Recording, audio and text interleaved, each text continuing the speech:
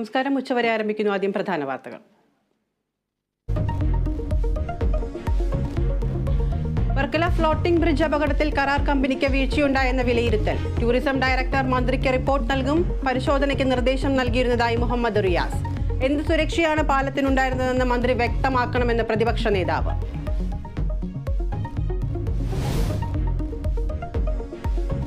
പ്രധാനമന്ത്രി നരേന്ദ്രമോദി വീണ്ടും കേരളത്തിലേക്ക്. വെള്ളിയാഴ്ച പാലക്കാട് റോഡ് ഷോയിൽ പങ്കെടുക്കും. തൃശൂരിൽ പ്രവർത്തകരോട് ക്ഷോഭിച്ച സംഭവത്തിൽ പ്രതികരണവുമായി സുരേഷ് ഗോപി.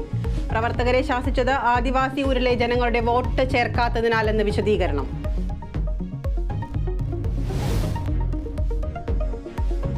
കേരളത്തിൽ ബിജെപിയുടെ ഏറ്റവും വലിയ പ്രചാരണ ഏജൻസി LDF കൺവീനർ എന്ന KC വേണുഗോപാൽ. അക്കൗണ്ട് തുറക്കാൻ ബിജെപിയെ സഹായിക്കാനാണ് CPIM ശ്രമം.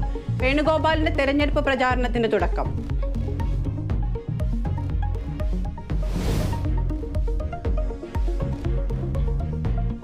കട്ടപ്പന ഇരട്ടക്കൊലപാതകത്തിൽ പ്രതി നിതീഷ് കുമാറുമായി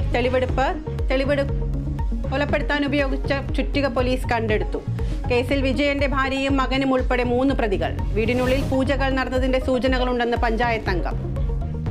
കേരള സർവകലാശാല കലോത്സവത്തിനിടെ തിരുവനന്തപുരത്ത് സംഘർഷം. SFI മർദ്ദിച്ചെന്നാരോപിച്ച KSUവിന്റെ പ്രതിഷേധം.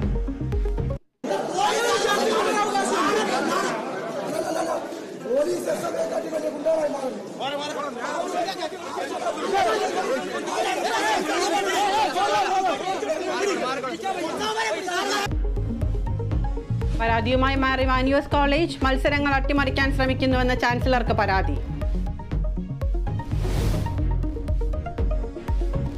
ലോക്നാഥ് ബെഹ്റയ്ക്കെതിരെ ആഞ്ഞടിച്ച് തിരുവഞ്ചൂർ രാധാകൃഷ്ണൻ. പിണറായി സർക്കാർ BJPയുമായി നടത്തിയ ചർച്ചകളുടെ മധ്യസ്ഥൻ ബെഹ്റ. കോൺഗ്രസിന്റെ സ്ഥാനാർത്ഥി നിർണയത്തിൽ എതിരാളികൾ വിറച്ചുപോയെന്നും കേരള വിഷൻ ന്യൂസിനോട് തിരുവഞ്ചൂർ.